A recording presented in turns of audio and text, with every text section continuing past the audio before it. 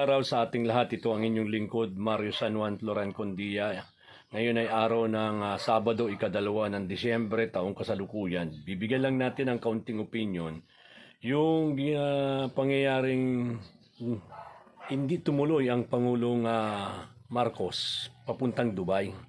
Ito ay nakakapagtaka sapagkat sa ilang oras na lang ay bibiyahin na siya, ay bigla-bigla itong kinansila na ayon sa Pangulo at ayon doon sa Malacanang ay may kaugnay ito doon sa 17 tripulanting hinostage diyan sa may parte ng malapit sa labanan ng gera o war ng pagitan ng itong Israel at saka Hamas.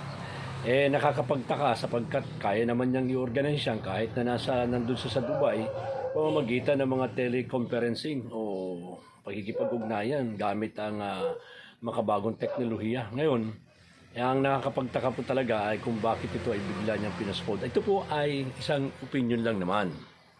Kung matatandaan ninyo, na nakaraang buwan, si Sara o ating pangalawang Pangulong Sara Duterte ay inalisan ng confidential fund at iba pang mga pribilehiyong dapat niya ay makuha na binibigay noong panahon na mga nakaraang administrasyon para sa OBP.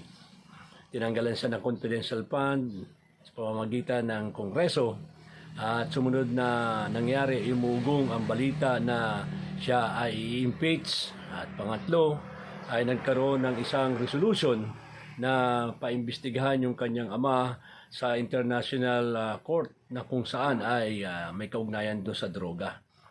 Malamang kaya kinansila ito, baka hindi na makabalik si Presidente Marcos. Pagbalik niya, iba na pala ang presidente at nagkaroon ng revolutionary government.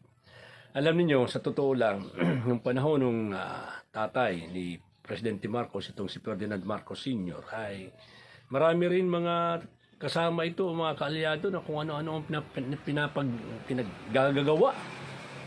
Kaya yung mga opposition ay nagkaroon ng matinding pakikipaglaban ng mga opposition at dumami ang kumampi sa opposition hanggang sa tanggalin na nga itong Presidente Ferdinand Marcos Sr. So ito rin ngayon ang nangyayari. Ito naman ay sa katauhan ng mga kaalyado niya, particular itong si Speaker Romualdez. Maaga pa, 2028 pa ang presidential election pero marami nang nagsisip-sip sa kanya na wasakin o sirain na itong si Vice President Sara. Ang opinion natin dito ay baka yung pagkansilang yan ay may umugong o intelligence report na maaring hindi na siya makabalik ng Pilipinas at nagkaroon na ng kudita o isang revolutionary government. Kasi nakakapagtaka.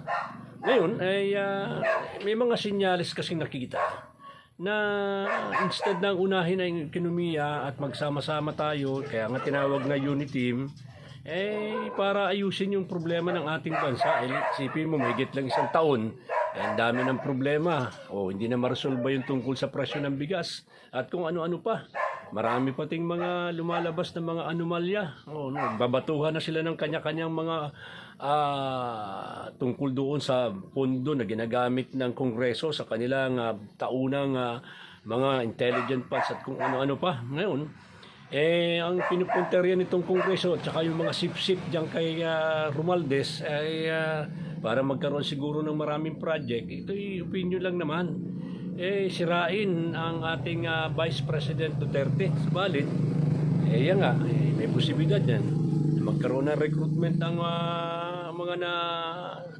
yung mga nasasaktan dyan. Alam niyo po, si dating Presidente Duterte, siya ang nagtaas ng sweldo ng mga pulis. Lahat, tinaas yan. May loyalty pa yung mga yan sa Pangulo. Kaya dapat maghinay-hinay sila sa kanilang mga ginagawa.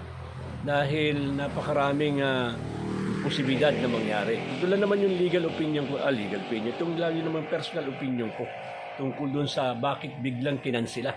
Baka nga pag hindi na siya makabalik at hindi na siya presidente dahil nga doon sa posibilidad na may intelligence report na gano'n. Ito po yung lingkod, Mario San Juan Floran Condia.